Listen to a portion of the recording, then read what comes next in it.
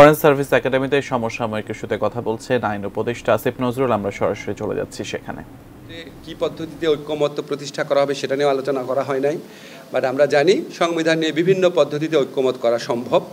একটা হচ্ছে যদি আপনার রাজনৈতিক দলগুলো ঐক্যমত পোষণ করে, যদি পোষণ করে সংবিধানের সংক্রান্ত কোনো সংশোধনী ক্ষেত্রে, তাহলে ওনারা মিলে সবাই মিলে এগ্রি করে কোনো একটা ব্যাপার আইনে পরিণত করার প্রস্তাব দিতে পারেন। সেটা আপনার পরে যখন সংবিধান সংশোধন করা হবে পোস্ট ভ্যালিডিটি দেওয়া যেতে পারে।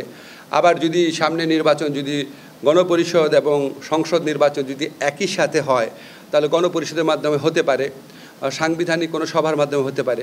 এইগুলি হচ্ছে জাস্ট আমার কথা বললাম যে বিভিন্ন পদ্ধতিতে করা যেতে পারে, কিন্তু কী পদ্ধতিতে করা হবে সেটা রাজনৈতিক দলের সাথে আলোচনার ভিত্তিতে ঠিক করা হবে। কমিশনের প্রথম বৈঠকে সভাপতিত্ব করবেন ঐক্যমত্য কমিশনের প্রধান ডক্টর মোহাম্মদ ইউনূস, এবং এখানে সকল রাজনৈতিক দল এবং আন্দোলনের যারা পক্ষশক্তি ছিল তাদের প্রতিনিধিরা থাকবেন, এবং আমাদের যারা কমিশন চিফ আছেন ওনারা সবাই উপস্থিত থাকবেন।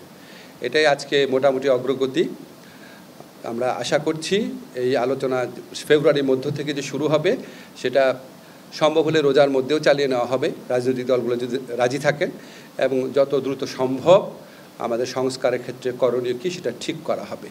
এবং আপনাদেরকে আগেই বলা হয়েছে, আমাদের প্রধান উপদেষ্টার প্রেস সচিব বলেছেন যে এই 6টা কমিশন গঠন করাই হয়েছিল যে সুষ্ঠু নির্বাচনী পথে আমাদের উত্তরণকে সামনে রেখে সুষ্ঠু অবাধ নির্বাচন এবং সাথে সাথে এসেনশিয়াল কিছু রাষ্ট্র সংস্কারের প্রশ্নের মীমাংসা করার জন্য।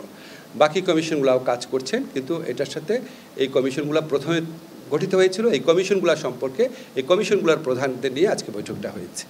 মোটামুটি এটাই আজকে বলার বিষয় ছিল। আপনাদের যদি এই সংক্রান্ত কোনো প্রশ্ন থাকে